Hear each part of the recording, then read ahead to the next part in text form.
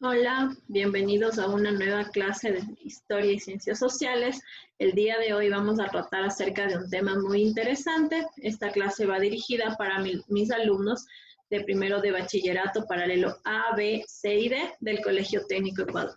Recuerden que para esta clase les había pedido que tengan listos sus cuadernos porque vamos a trabajar en el pizarrón y vamos a ir armando nuestro organizador gráfico. Para poder empezar con el tema de la clase, les voy a compartir pantalla y vamos a definir la destreza que el día de hoy vamos a trabajar. Nuestra destreza es la siguiente: analizar las contribuciones del derecho romano al sistema jurídico ecuatoriano. Para poder llegar a concluir nuestra destreza, hablaremos acerca de los siguientes subtemas: el legado de la cultura romana, el derecho de Roma y qué es un Estado de Derecho. Pues bien, vamos a empezar. Vamos a empezar hablando acerca del legado de la cultura romana. Recuerden que en clases anteriores habíamos visto ya un poco acerca de cuáles fueron los principales aspectos de la cultura romana.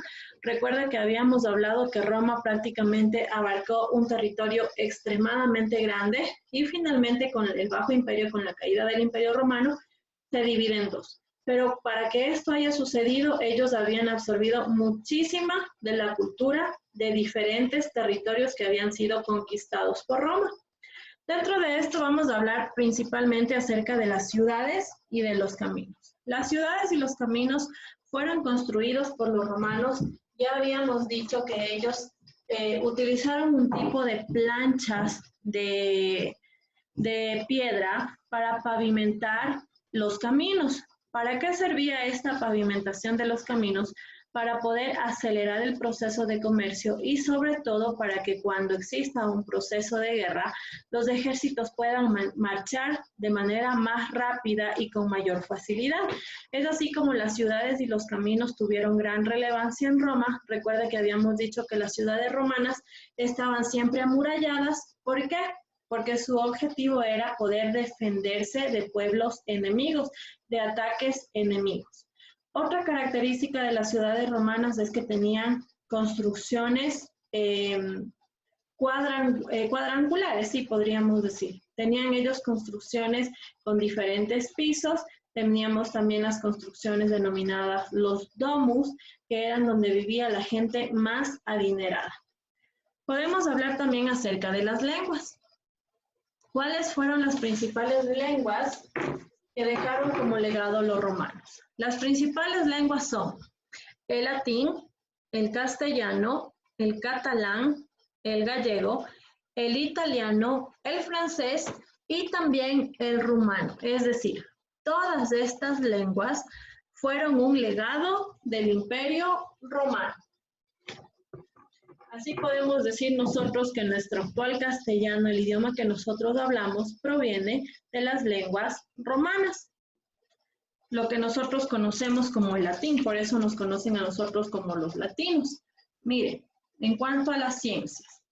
En cuanto a las ciencias, podremos nosotros decir también que los romanos crearon muchísimos nombres originales de animales e incluso cuando nosotros nos referimos al proceso evolutivo de los Homo sapiens, de los Homo habilis, de los Homo erectus, estamos nosotros tomando vocablos que vienen de la lengua romana. Es decir, tenemos nosotros muchísimas palabras que utilizamos del romano. Por ejemplo, a priori, a posteriori, son vocablos que fueron creados en este gran imperio. Tenemos también nosotros la filosofía. Mire, en la filosofía nosotros tenemos un proceso de traducciones de muchísimos textos, de muchísimos libros, y de esta forma la filosofía empieza a tomar gran relevancia desde los griegos, se va también ampliando a Roma, y es así como nosotros manejamos actualmente muchísimos de los principios filosóficos creados en Roma.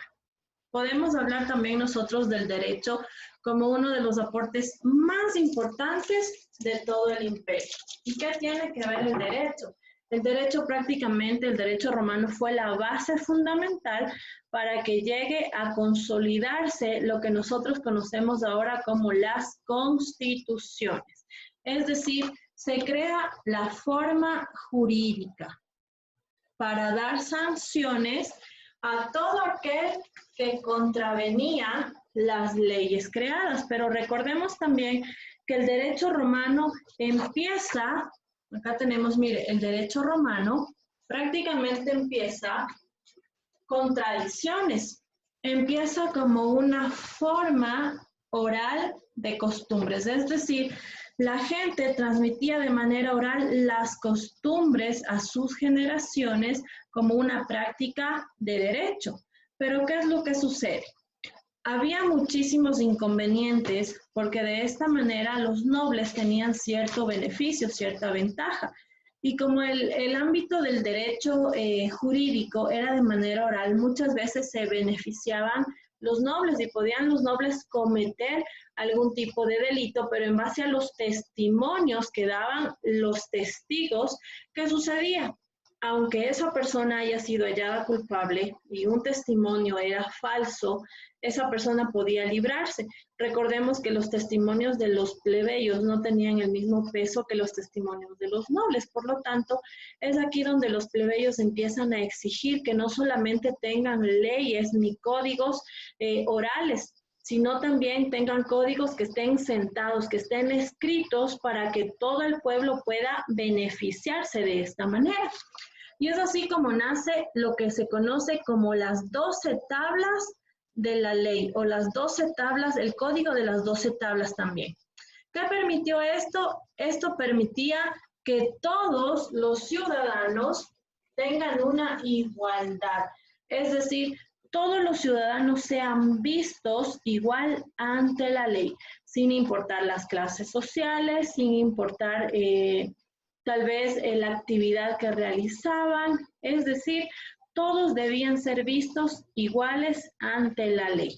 Aparte de eso, nosotros podemos decir que acá se crea la figura del emperador como el legislador, es decir, el legislador era la persona que se encargaba de gobernar, de dirigir el territorio, pero ya no tenía todo el poder en sus manos, ya no podía beneficiarse a sí mismo, sino que trabajaba en conjunto con códigos que habían sido creados para el beneficio del pueblo, para el beneficio de los ciudadanos. Miren, los códigos aparecen para poder ser aliados de la gente del pueblo. Acá aparece el Código Justiniano. Este fue un código que prácticamente les devuelve los derechos a los ciudadanos romanos, y esto prácticamente aparece en el siglo VI. El emperador Justiniano, él hace algo muy bueno para los ciudadanos. Él decide crear este código y toma el nombre en honor a su creador, al emperador Justiniano. Entonces, ¿qué sucede? Crea este código y él en este código prácticamente elimina todos los privilegios que tenía la nobleza, que tenía la clase social proveniente de los patricios, y les pone en un mismo plano, en una balanza de forma equitativa a todos los habitantes de Roma. De esta manera, este código justiniano sirve para que incluso cuando se da la conquista de del rezago de los griegos que quedaron en una parte de Roma, sirva para que ellos empiecen a manejarlo también de esta manera y puedan regular la vida de la nación. ¿Qué es un Estado de Derecho?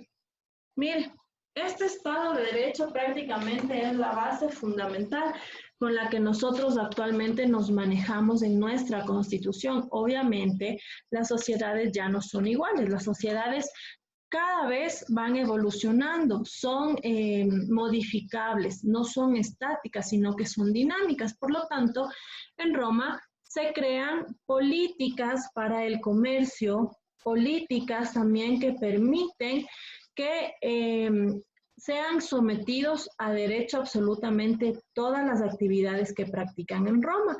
De tal manera que, miren, nosotros ahora sí tenemos políticas comerciales, tenemos los derechos, tenemos las obligaciones de los ciudadanos, y esto prácticamente viene como base del sistema jurídico romano. Recuerde que aquí ya en Roma, el emperador, si bien es cierto, tiene una figura muy importante de gran influencia, pero ya no se gobierna solo a sí mismo, ya no crea leyes en beneficio a él, sino que con el aparecimiento de los códigos permite que los ciudadanos sean tomados en cuenta y también se satisfagan las necesidades que ellos tienen como pueblo. Y por último, tenemos nosotros que este Estado de Derecho permite una independencia de la justicia.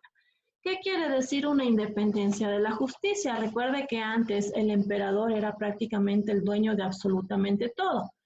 Creaba leyes, modificaba leyes, se beneficiaba a sí mismo e impartía justicia. Prácticamente la gente del pueblo estaba sumisa. Cuando se independiza la justicia, es decir, el emperador tenía que regirse a los códigos, tenía que verles en una igual condición a los ciudadanos y sobre todo ya no impartía justicia, es decir, se le quita el poder total de sus manos y empiezan a crearse instituciones que se encargan también de velar por la integridad de la aplicación de la justicia. Y como ya dijimos, permite que todos los ciudadanos sean vistos como iguales ante la ley. Bueno, para poder culminar con esta explicación, me gustaría presentarles un videíto que tengo por aquí, que habla acerca del derecho romano para que ustedes puedan tener un mejor entendimiento.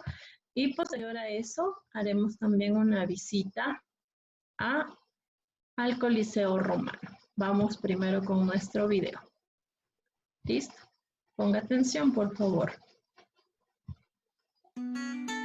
El derecho actual no es otra cosa que el derecho romano evolucionado.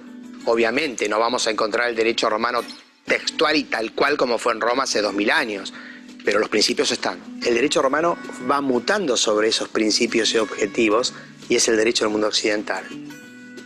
En Roma había una protección de la mujer, se la protegía, no se la podía castigar, el marido no podía echarle mano encima, la mujer podía dejar testamento.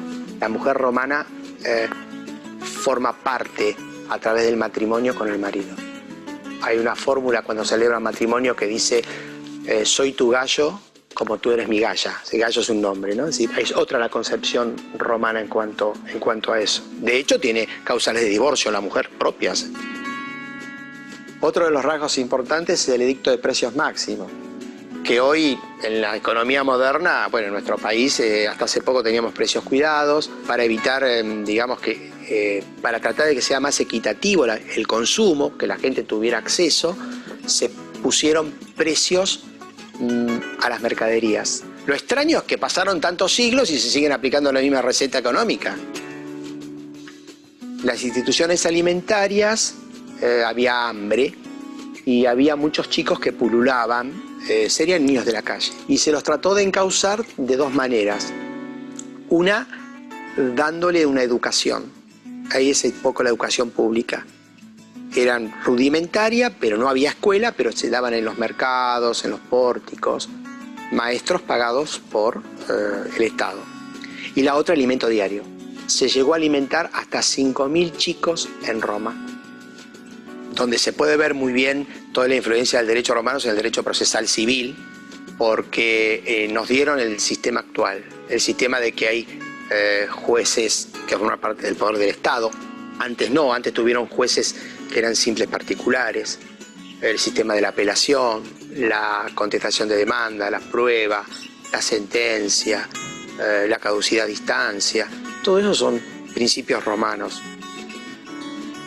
En la parte de obligaciones y contratos y la parte de la propiedad prácticamente ha pasado intacto a nuestros días. Todo lo que es el acreedor, el deudor, el contrato de compraventa, la locación de servicio, el mandato, las sociedades, o sea, el principio de la IGJ. La gente, ¿cómo es eso? Sí, hoy una sociedad nace, sociedad económica, una sociedad anónima, no SRL, nace cuando se inscribe. Los romanos con Julio César dieron esa orden, borraron todas las que tenían y dijeron: a partir de ahora las sociedades nacen una vez que el Estado las autoriza. Es el principio actual. Hoy existe el derecho, la defensa del consumidor. En Roma se trabajó mucho, los juristas trabajaron en la defensa de los deudores, porque los deudores estaban siempre en una relación de inferioridad con respecto a los acreedores. Entonces, hay una serie de decisiones que se fueron tomando para proteger a los deudores. Lo que se habla del consumidor, de la parte más débil, bueno, en Roma se protegía jurídicamente al más débil de la relación contractual. Ellos avanzaron en obligaciones, en los contratos de compraventa, locación, mutuo, comodato, sociedad. O sea, son todos los contratos modernos que hoy obviamente están muchos más especializados. Nacen todos en Roma, son fuentes de las obligaciones. Se castigaba la violación, pero no solamente la violación de una persona libre, también la violación de un esclavo o una esclava. Es decir, toda relación sexual que era contrario a la voluntad, digamos, del sometido, de la víctima, era punido severamente. Otro rasgo muy importante, y que hace un poco también a la sensibilidad de los que nos pasó a nosotros en la época de la represión, hay fallos que castigan en los casos de obediencia debida y temor reverencial, es decir, castigan cuando la orden es atroz, o sea, inhumana. No solamente se castigaba al que daba la orden, sino al que la cumplía, porque dijeron los juristas, el que la cumplen, siendo una orden atroz, se tenía que haber abstenido de cumplirla. Ok, acabamos de observar, mire prácticamente el video. A ver, creo que se me fue mal otro, vamos a pausarle. Listo, acabamos de observar el video, de tal manera que ahora sí me gustaría compartir nuevamente pantalla con ustedes y hacer un recorrido por el Coliseo Romano. Vamos a buscarle. Tenemos acá. Miren, les voy a compartir el Coliseo Romano. Acá tenemos nosotros. Prácticamente hemos estado hablando de los aportes de Roma y acá podemos observar, estamos viendo el Coliseo Romano, esperemos que se nos cargue para poderle ver, es prácticamente la muestra más influyente de la cultura de Roma. Mire cómo acá tenemos el arco, acá tenemos la forma circular del Coliseo. Tenemos nosotros también, podemos ver, ingresar a esta partecita. Vamos a ver si nos permite el ingreso para poder observar. Mire, ahí tenemos nosotros prácticamente todo lo que tiene que ver con vestigios y hallazgos de la cultura romana. Mire, son fotografías de la parte interna. Lo que ha quedado del Coliseo Romano.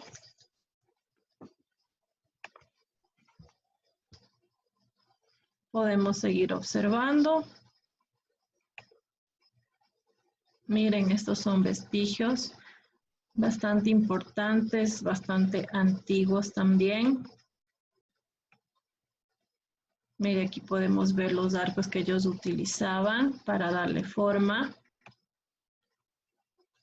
Y actualmente es un centro turístico, un lugar bastante visitado por turistas de todo el mundo que han decidido hacer el recorrido para entender un poco más acerca de la cultura romana. Listo. Con esto entonces me despido de ustedes pidiéndoles que vamos a elaborar un crucigrama. Vamos a elaborar un crucigrama, una sopa de letras, perdón. Les presento a continuación. Tenemos acá nuestra sopita de letras. Mire, esta sopa de letras la va usted a elaborar. Esta sería su tarea prácticamente acerca del derecho de los aportes de la cultura romana. Hacemos la captura de pantalla y enviamos. Tenemos acá los códigos de Classroom de primero A, primero B y primero C. Esto ha sido todo en la clase de hoy. Nos veremos con ustedes la siguiente semana. Que tengan una bonita tarde. Hasta luego.